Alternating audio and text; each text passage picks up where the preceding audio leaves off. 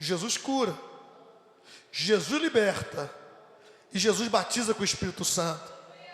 Senhor, nós queremos essas 4 dimensões do Evangelho, essas 4 dimensões da sua palavra, essas 4 dimensões que representam o que Jesus Cristo é para nós, nosso Salvador.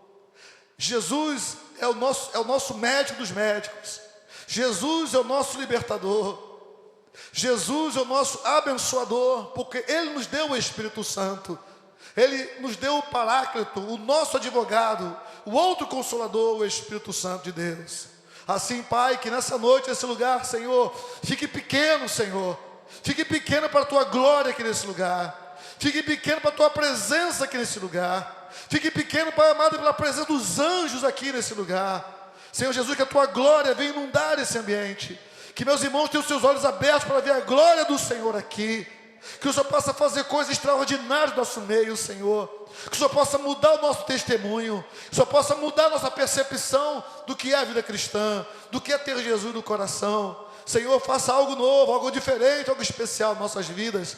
Queremos na nossa oração nesse momento, Pai, colocar de lado os nossos pedidos, colocar de lado nossas necessidades e dizer para o Senhor: venha, Senhor, salvar, venha, Senhor, curar, venha, Senhor, libertar, venha, Senhor, batizar com o Espírito Santo. Venha, Senhor, fazer com que a igreja da Nova Vida em Vila Velha seja uma igreja conforme o seu coração. Seja uma igreja, Pai, que possa estar na ponta de lança, Senhor, e fazendo a sua obra prosperar, a sua obra avançar, para louvor da Tua glória. Nossas casas, nossos lares, sejam uma extensão do Teu reino aqui nesta terra, Senhor.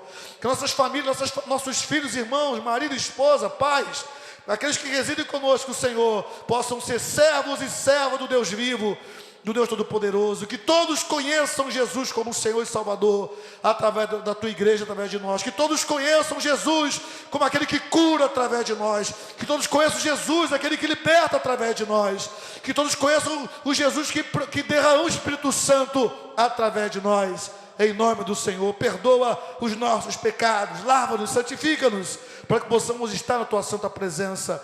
Tu és santo, santo, santo. Lava cada um de nós aqui, Senhor, e seja o Teu nome engrandecido, bendito e adorado, em nome de Jesus. Amém. Glória a Deus. Aí com a sua Bíblia nas suas mãos, abra de novo, abra a sua palavra, a sua Bíblia, em Lucas, no Evangelho segundo Lucas, capítulo 4. E eu quero ler com você um punhado de versículos, que vai do versículo 16 ao versículo 22. Lucas 4,16 vai dizer assim: indo Jesus para Nazaré, onde fora criado, entrou num sábado na sinagoga, segundo o seu costume, levantou-se para ler. Então lhe deram o livro do profeta Isaías, e abrindo o livro, achou o lugar onde estava escrito, Isaías 61, 1 e 2. O Espírito do Senhor está sobre mim, pelo que me ungiu para evangelizar os pobres. Enviou-me para proclamar libertação aos cativos e restauração da vista aos cegos, para pôr em liberdade os oprimidos e apregoar o ano aceitável do Senhor. Tendo fechado o livro, devolveu ao assistente e sentou-se. E todos da sinagoga tinham os olhos fitos nele. Então passou Jesus a dizer-lhe: hoje se cumpriu a escritura que acabais de ouvir. Todos lhe davam testemunho e se maravilhavam das palavras de graça que lhe saíam dos lábios e perguntavam: não é este o filho de José? Você pode sentar em nome de Jesus. Nesses dias, o que você e eu mais precisamos é nos posicionarmos diante do Senhor. O Senhor não tem filhos bastardos. O Senhor tem filhos. O Senhor não tem relacionamentos temporários, relacionamentos que vai e volta. Não. O Senhor nos chama para um relacionamento profundo e contínuo em amor com Ele. Ao lermos esse texto, no final há uma indagação. Esse rapaz que leu a Torá, esse rapaz que leu o profeta Isaías 61, versículo 1 e 2, esse rapaz que parece ter graça na vida dele. Esse rapaz não é o filho de José? Nesses dias, mais do que nunca na história do mundo e do Brasil, se faz necessário que a igreja se posicione, que a igreja assuma a sua identidade, o seu papel, a sua missão, o seu chamado, e entenda de uma vez por todas quem é Jesus. Jesus é muito mais do que o filho de José, você sabe disso. E é justamente esse desconhecimento que precisamos nos opor a isso. Precisamos crescer na palavra, no conhecimento de Deus, no conhecimento do Senhor. Estava em casa e fui dar uma olhadinha rapidinho no Instagram, e havia um grupo de pessoas sentadas, estavam fazendo ali uma brincadeira. E a brincadeira foi a seguinte: uma jovem sentou do lado daquele que parecia ser o pastor, e disse assim: pastor, eu quero ouvir Deus. Aí o pastor falava assim: leia a sua Bíblia.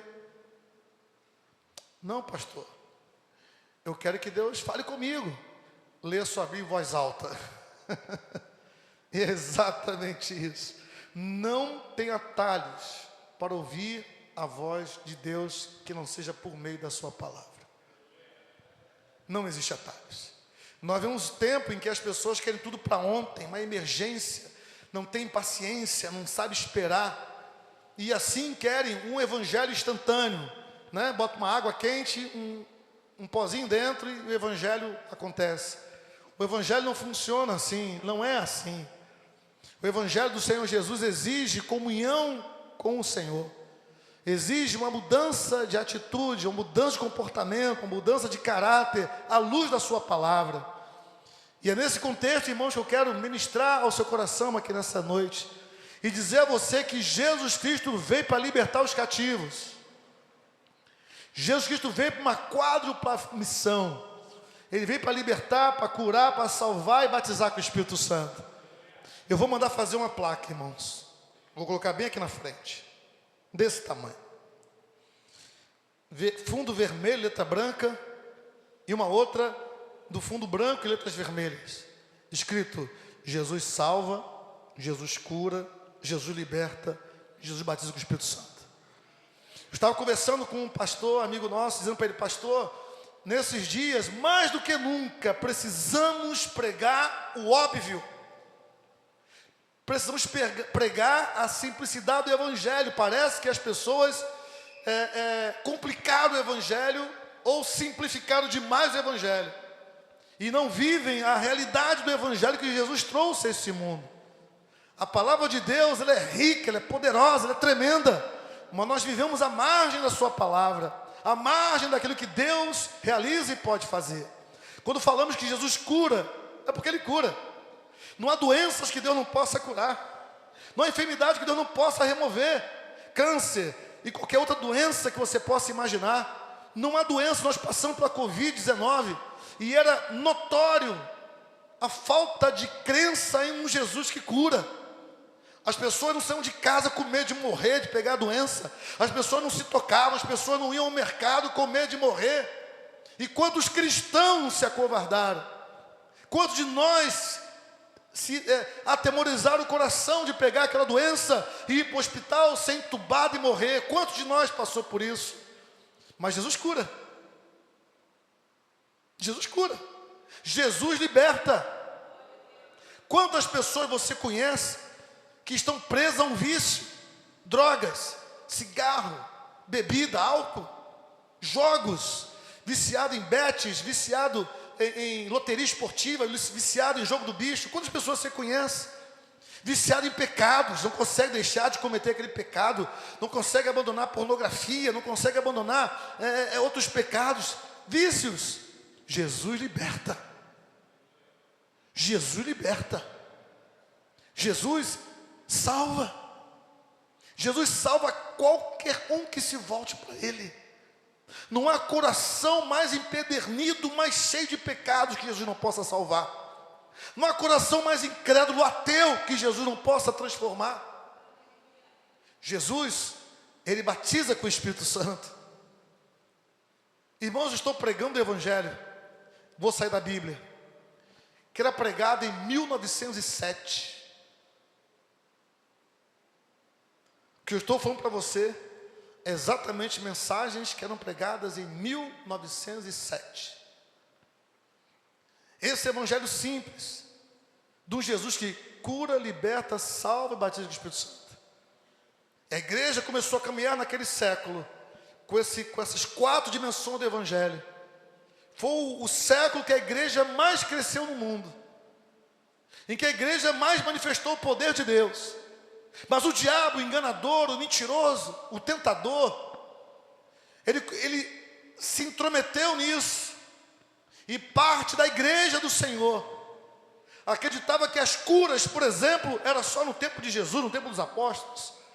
Parte da igreja daquela época dizia: não existe o batismo com o Espírito Santo. Quando você é batizado nas águas, você tem Jesus no seu coração, automaticamente você é batizado com o Espírito Santo. Então começou a entrar algumas heresias, alguns posicionamentos teológicos, entre aspas, tentando tirar o vigor da mensagem do Evangelho, tentando tirar essas verdades que estou aqui reafirmando para os irmãos. Então começaram a dizer que não precisa ter uma santidade, mas se você conseguir andar mais ou menos, está valendo. O Espírito Santo já foi derramado, não precisa ser derramado mais. Deus curou no passado, Deus não cura no presente.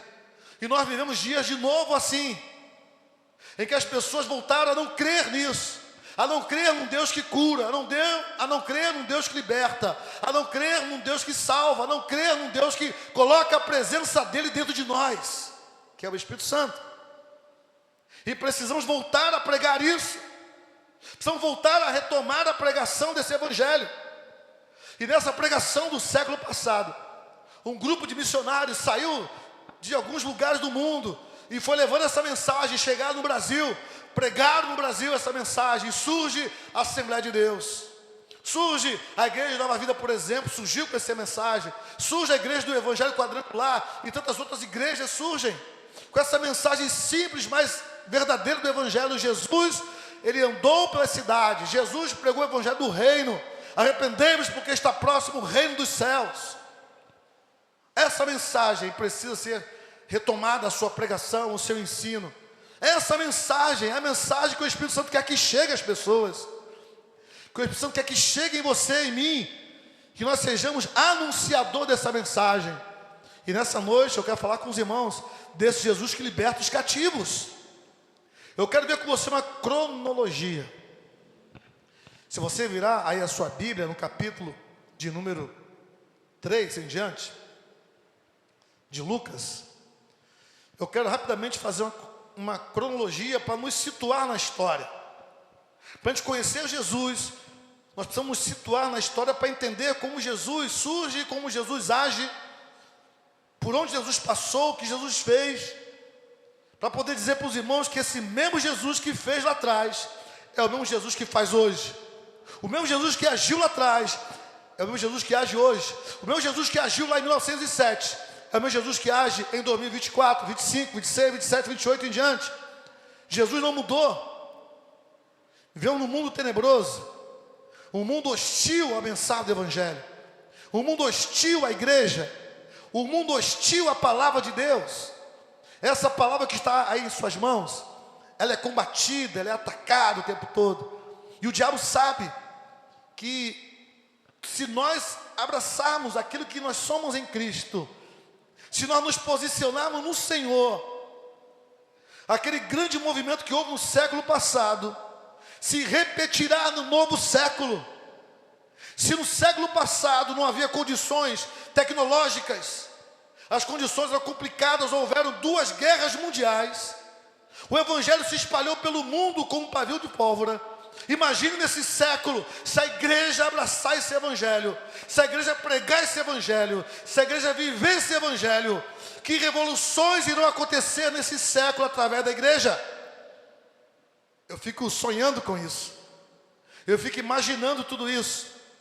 Irmãos, cá entre nós, vou falar de mim. Eu tenho 61 anos. Friamente, se tudo der certo e for da vontade do Senhor, eu só tenho mais uns 19 anos de vida. 80 anos. Que é a média do homem brasileiro, 77 a 79. É a média de vida de um brasileiro homem. A mulher vive um pouco mais, 79 a 83 anos. Essa é a média. Então, sendo frio, fazendo conta na ponta do lápis, eu teria entre 19 e 20 anos ainda para viver nessa terra. A indagação que eu me faço o tempo todo: Senhor, qual o legado que eu vou deixar?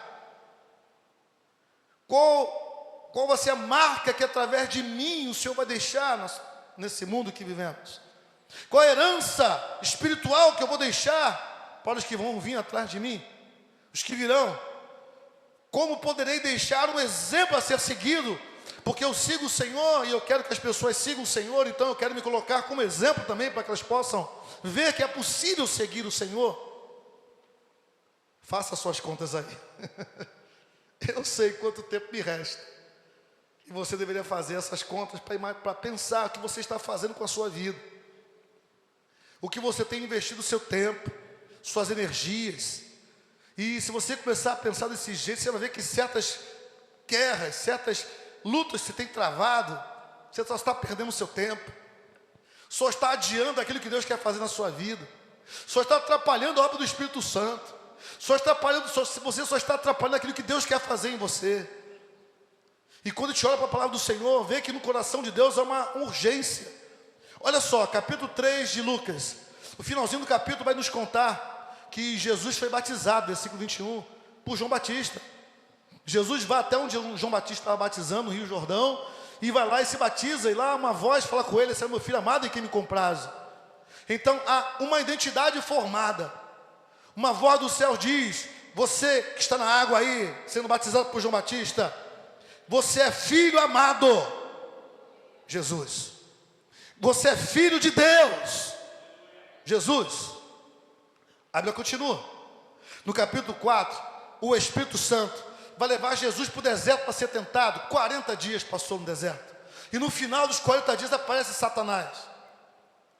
E qual a primeira pergunta que Satanás faz a Jesus? Se tu és filho de Deus. Mas espera aí, o próprio Deus já falou que eu sou filho de Deus. A voz do céu diz que eu sou filho de Deus. E você, diabo, você, Satanás, você vem querer questionar se eu sou ou não sou filho de Deus? Se você é filho de Deus, transforma essa pedra em pães. Sim, eu sou filho de Deus e pego 5 pães e 2 peixinhos e multiplico e alimento uma multidão. Porque eu sou filho de Deus. E faço isso 2 vezes. Ok? Se você é filho de Deus, dê ordem aos anjos, se jogue de cima aqui e lá embaixo. Dê ordem aos anjos para que te peguem. Sim, eu sou filho de Deus, sim. Mas não tentarei ao Senhor meu Deus. Olha só, te mostro os reis do mundo. Te darei tudo isso se você me adorar. A reda de Satanás. Porque eu sou filho de Deus, eu só adoro a um Deus vivo. Só Ele toda a honra, só Ele a adoração. A você, o inferno. Você a maldição. Você a desgraça. Jesus sabia quem ele era. O Filho de Deus. Você sabe que você é filho de Deus? Quando a luta chega, quando a doença chega, quando a porta se fecha, quando a crise financeira se abate, quando a crise do casamento chega, quando a doença toca no seu filho, quando seus negócios não prosperam, você tem certeza que você é filho de Deus? O diabo está te jogando a tua cara, o diabo está te bofeteando. Você é filho de Deus. Olha o problema aí. Se você é filho de Deus, por que Deus não está fazendo nada por você? Se você é filho de Deus, por que a porta não está se abrindo? Se você é filho de Deus, por que a cura não chega? Se você é filho de Deus, por que as suas orações não estão sendo atendidas? A todo instante, nós somos confrontados com essa indagação. E o nosso coração fica meio que balançado. Será que Deus cura? Será que Deus liberta? Será que Deus transforma? Será que Deus faz isso? Será que Deus faz aquilo? Não! Você é filho de Deus! A música que eu gosto muito também é: se Deus fizer, Ele é Deus. Se não fizer, continua sendo Deus. Nós medimos a ação de Deus por aquilo que Deus faz ou deixa de fazer. Quando nós conhecemos a Jesus de verdade, Quer Deus faça, quer Deus não faça, a gente adora o Senhor, a gente ama o Senhor, a gente quer mais do Senhor, porque nós não adoramos por aquilo que Ele nos dá, nós não adoramos por aquilo que Ele possa fazer por nós adoramos por aquilo que Ele é. Ele é o nosso Senhor, Ele é o nosso Salvador, Ele é o nosso Mestre, é aquele que foi na cruz do nosso lugar, Ele nos traz salvação, Ele traz cura, Ele traz libertação, Ele que me enviou o Espírito Santo para estar em mim, então eu adoro. Ainda que a porta não se abra, ainda que essa doença não seja curada, ainda que aquela perturbação continue, eu vou continuar adorando ao meu Deus. Eu não vou deixar o desânimo tomar conta do meu coração, eu não vou deixar de ler a minha palavra, a minha Bíblia, eu não vou deixar de estar na casa do Senhor, eu não vou deixar de servir ao meu Deus, porque o meu Redentor vive e Ele vai se manifestar uma hora dessas. Jesus foi tentado. No meu capítulo 4, vai dizer que Ele volta para Galiléia, na região onde Ele viveu. Jesus viveu naquela região, em Nazaré, irmãos, 30 anos. Jesus viveu em Nazaré 30 anos, um período ali que foi para o Egito, lembra disso? Porque o Herodes queria matá-lo, então foi para o Egito, passou um tempo lá com a sua mãe, com o seu pai, ele era um bebê recém-nascido, depois ele volta porque Herodes tinha sido morto, Deus manda ele voltar e se instala lá em Belém, e então segue a história de Jesus, você conhece? Jesus está agora na Galiléia, conhecia cada pedra, cada esquina, Jesus conhecia cada casa, conhecia cada pessoa, Jesus conhecia aquelas pessoas. E ali então, diz o texto, Ele vai na sinagoga. Era costume, Ele deveria ter ido diversas vezes àquela sinagoga, mas agora estava diferente. Agora Ele estava iniciando a sua missão, agora Ele estava revestido do Espírito Santo, agora Ele tinha a palavra do céu dizendo para Ele: Tu és meu filho amado. E agora Ele vai na sinagoga. Diversas pessoas na sinagoga. Ele então pega o livro, abre o livro, Isaías 61, versículo 1 e 2.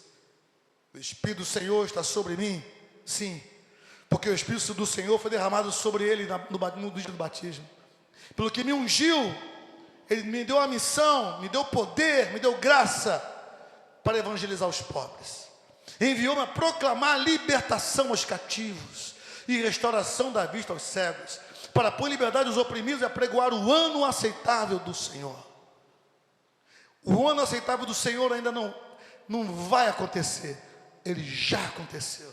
Jesus já se manifestou, Jesus trouxe o Evangelho, Jesus trouxe a sua palavra, e Jesus colocou sobre a sua igreja o Espírito Santo. E o mesmo Espírito que ungiu Jesus para apregoar o ano aceitável do Senhor, é o mesmo Espírito que está sobre mim e sobre você. E através de nós, o Evangelho tem poder no nome de Jesus. O Evangelho do Senhor Jesus que salva, que cura, que liberta e que batiza com o Espírito Santo. Eu quero lhe pedir agora um exercício aí com essas crianças perto de você. Vá ter uma criança pertinho de você. Bota uma criança perto de você aí. Faça isso aí agora. Você vai ensinar para ela. Você vai dizer para ela: ó, Jesus salva. Diga isso para ela e pede para ela repetir: Jesus salva. Jesus cura. Jesus liberta. Jesus batiza com o Espírito Santo. Pede para ela repetir. Repete agora aí: Jesus salva, Jesus cura, Jesus liberta, Jesus batiza com o Espírito Santo. Por que eu estou fazendo isso, irmãos? Juízes capítulo 10, por favor, Diácono, coloque na tela. Juízes 10. Deus me instruiu que fizesse isso. Juízes capítulo 10. Veio então Moisés, libertou o povo da escravidão do Egito. Veio Josué, que entrou na terra prometida, e agora estão na terra prometida, e algumas coisas precisavam ser ditas àquele povo que tinham se afastado do Senhor.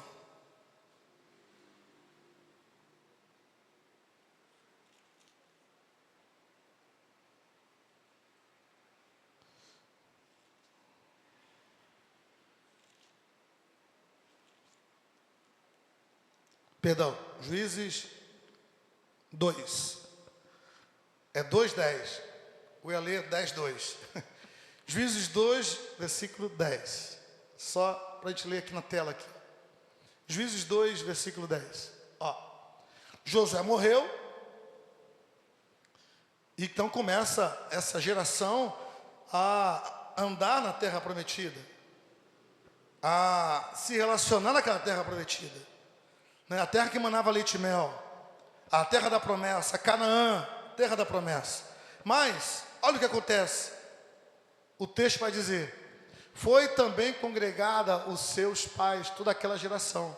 A geração que veio com Moisés, depois a geração passa 40 anos no deserto, morrem, uma nova geração surge, essa geração entra com Josué na terra prometida, essa geração, é aquela ali, ó, morreu. E outra geração após ele se levantou, uma nova geração surge, que não conhecia o Senhor, nem tampouco as obras que fizera a Israel. Nós vivemos um tempo exatamente assim, em que as gerações estão vindo atrás de nós, não conhecem o Senhor, ouvem falar sobre o Senhor, têm informações sobre o Senhor, mas não conhecem o Senhor. Porque conhecer, vou dizer isso quantas vezes for necessário, até o Espírito Santo colocar isso no seu coração. Conhecer exige relacionamento. Sem relacionamento não tem conhecimento. Você tem apenas informação. Vivemos uma época que as pessoas, para conhecer a outra, vou falar do meu trabalho. A gente vai investigar algumas pessoas para saber da vida delas, Instagram, Facebook, Dr. Google. Nós vamos pesquisar aquela pessoa. Não a conhecemos. Temos um nome, temos um CPF, temos um endereço, temos uma foto, temos alguma informação sobre aquela pessoa, mas não a conhecemos. E vamos buscar o que aquela pessoa faz, o que ela tem feito e tal. Uma pesquisa que a gente faz o levantamento daquela pessoa. Mas com todo o levantamento, nós não conhecemos a pessoa ainda. Porque é tudo virtual. Conhecer exige relacionamento. Conhecer exige olho no olho. Conhecer exige pele com pele. Conhecer exige andar juntos. Conhecer exige dia e noite. Quando você que é casado como eu, quando você quis namorar sua esposa, hoje esposa, foi virtual?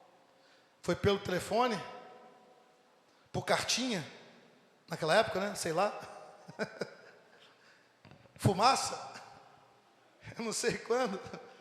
Como é que você se relacionou naquela época? Você ia na casa dela, na escola dela, né? Você queria estar junto. Vai jogar, irmãos, até amarelinho eu pulei.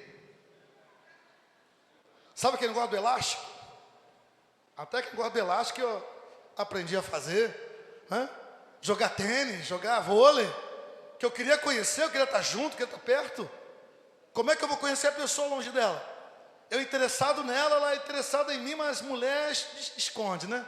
Mulher esconde, até que as coisas aconteceram. Mas tinha que estar junto. Tinha que estar perto. E as pessoas hoje acham que por estar na igreja, por culto a culto estar na casa do Senhor, porque seus pais nos levaram à igreja, porque os seus pais falam de Jesus, porque eles em algum momento leram a Bíblia e eles conhecem Jesus. Não, irmãos. Vou usar uma expressão desses dias. O buraco é mais embaixo. Exige mais da gente. Exige um relacionamento profundo, íntimo e pessoal com Deus. Uma outra geração, coloque o texto de volta, por favor. Uma outra geração surge que não conhecia o Senhor. Como assim, amados? Na lei dizia, ordem da lei para o povo de Israel, que transmitisse a lei de geração após geração, para que não se esquecessem do Senhor. Eles tinham festas, celebrações específicas, 7 festas que o povo de Israel tinha, e cada festa era uma lembrança de Deus. Como esse povo, essa nova geração chega sem conhecer a Deus? Digo para nós, como nós no século 21, uma nova geração no século 21, perdemos a essência do século passado. A geração do século passado era mais santa. A geração do século passado era mais temente a Deus. A geração do século passado tinha mais intimidade com Deus. A geração do século passado era mais cheia do Espírito Santo do que nós. Por isso que coisas que contamos hoje não são do século 21, são do século passado. Coisas que aconteceram no passado, até hoje nos impacta. Mas o mesmo Deus, glórias ao Senhor, que fez no passado, quer voltar a fazer no presente. Ele quer voltar a curar pessoas. Ele quer voltar a libertar pessoas. Ele quer voltar a salvar pessoas. Ele quer voltar a batizar com o Espírito Santo pessoas. Pessoas. E a frieza, irmãos, nós não passamos ainda por uma guerra mundial. Nós estamos no ano de 24 do século 21. No ano 14 do século passado, já havia tido a Primeira Guerra Mundial. Muitas pessoas inocentes morreram. Uma guerra que devastou em 1909, se não me falha a memória, a Bolsa de Valores de Nova York quebrou, os Estados Unidos quebrou. Havia filas para tomar sopa dada pelo governo, um frio lá em Chicago, um frio de menos não sei quantos graus, uma fila de pessoas tremendo porque não tinham comida em casa. Quando a Bolsa de Valores quebrou lá nos Estados Unidos, no centro de Nova York, pessoas se suicidaram, subiram nos seus prédios, ficaram pobres da noite para o dia. Século passado. O Evangelho vai pregar, o Evangelho chega nesse ambiente hostil, nesse ambiente difícil, o Evangelho é pregado. Mas o Espírito Santo confirma a palavra de Deus, curando, salvando, libertando e batizando com o Espírito Santo. A igreja do Senhor surge, o movimento do pentecostal fortalece-se, e surge esse movimento pentecostal tão abençoado no mundo, surgiu no século passado. Perdemos. Será que somos a geração que perdeu-se, que se perdeu na história? Será que somos a geração que não se lembra mais de Deus? Será que somos a geração que não se lembra daquilo que Deus fez e que ainda pode fazer? Será que somos essa geração? Volte, por favor, em Lucas. Jesus então segue a sua saga. Ele prega o Evangelho ali, lê o texto que fala sobre ele. E a seguir então ele sai de Nazaré e vai para Cafarnaum. Nessa trajetória, chegando em Cafarnaum, ele separa seus primeiros discípulos, seus primeiros seguidores. E Jesus então vai na sinagoga. E aí agora a coisa muda. Se no capítulo 4, no versículo 14, vai dizer assim: então Jesus, no poder do Espírito, regressou para a Galileia, e a sua fama correu por toda a circunvizinhança, e ensinava nas sinagogas, sendo glorificado por ele. Jesus agora prega o Evangelho, mas não acontece nada, só a pregação do Evangelho. Capítulo 4, versículo 40. Ao pôr do sol, os que tinham enfermos de diferentes moléstias lhes traziam, e ele os curava, impondo as mãos sobre cada um. Também de muitos saíram demônios, gritando, dizendo: tu és o Filho de Deus? Sim, claro que eu sou o Filho de Deus, digo eu, no lugar de Jesus. O próprio Pai disse que eu sou Filho de Deus. Eu já assumi, eu já recebi a minha identidade do Pai. Ele, porém, os repreendia para que não falassem, pois sabiam ser ele o Cristo. Se antes havia a pregação do Evangelho, agora há os sinais. Pessoas são curadas, pessoas são libertas. Há um mover diferente na sinagoga. A sinagoga agora não é só mais para ler a Torá. A sinagoga agora não é mais só para ter instrução. A sinagoga agora não é só mais para aprender da palavra. A sinagoga agora é para lugar de manifestação do poder de Deus. Igreja no século 21. Nós não podemos ser um lugar só de pregar o Evangelho. Não podemos ser um lugar de ensinar apenas a palavra de Deus. Nós temos que ser um lugar onde o poder de Deus se manifeste. Onde pessoas sejam curadas, onde pessoas sejam libertas, onde pessoas sejam salvas, onde pessoas sejam batizadas com o Espírito Santo. Essa é a nossa vocação. Nós fomos chamados para isso. Ah, pastor, mas tem o diabo. Eu tenho medo do diabo. Eu tenho medo do safado do diabo, que ele pode fazer contra mim. Se eu começar a querer fazer isso, ele vai se levantar contra a minha casa, vai se levantar contra a minha vida. Lucas 10, versículo 11, e vai dizer assim, aliás, 17. Então regressaram os 70 possuídos de alegria, dizendo: Senhor, os próprios demônios se nos submetem pelo teu nome, porque há poder no nome de Jesus. Mas ele diz: eu via Satanás caindo do céu como um relâmpago. Satanás se levanta para cair em nome de Jesus. Ele tem um certo poder, ele tem uma certa ação, mas ele não vai vencer. 19. Eis aí vos dê autoridade para pisar serpentes e escorpiões, e sobre todo o poder do inimigo, e nada absolutamente vos causará dano. Não obstante, alegrai-vos, não porque os espíritos vos submetem, e sim porque o vosso nome está arrolado nos céus. O meu nome e o seu nome estão arrolados nos céus. E só está arrolado nos céus o nome ou os nomes daqueles que são filhos de Deus. Uma voz ecoou: este é meu filho amado em quem me comprazo. Primeira coisa que o diabo quis fazer, que Jesus descresse, que Jesus não acreditasse que ele fosse filho de Deus. E é o que o diabo faz isso o tempo todo comigo e com você, tentando nos fazer descrer de que somos filhos e filhas de Deus, que Deus nos deu poder para vencer o próprio diabo. Se o Senhor nos deu poder para vencer o próprio diabo, autoridade para vencer o diabo, imagine qualquer outro principado, potestade, demônio, que for. O maioral deles se submete no poder do nome de Jesus. E isso é da igreja. O Senhor deu a mim e a você.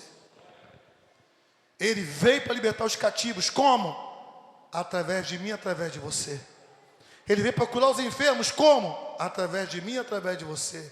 Ele veio para trazer salvação. Como? Através de mim, através de você. Ele veio batizar com o Espírito Santo. Como? Através de mim, através de você.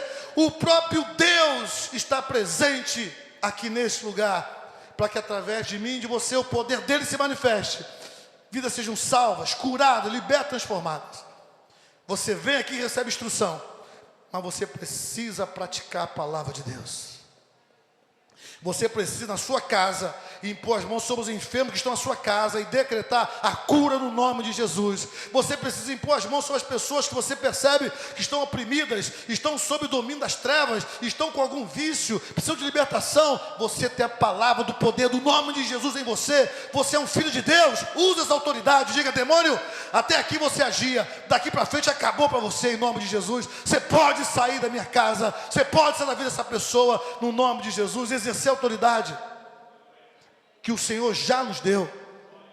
O Senhor já deu à sua igreja. O ano aceitável do Senhor não é 2025, nem 2026. O ano aceitável do Senhor já está acontecendo até a volta dele. Até a volta dele. Todo ano é ano aceitável do Senhor até a volta dele. Eu te convido a ficar em pé e dar um Jesus. Ixi, passei do horário. Perdoe, irmãos. Ah, Senhor.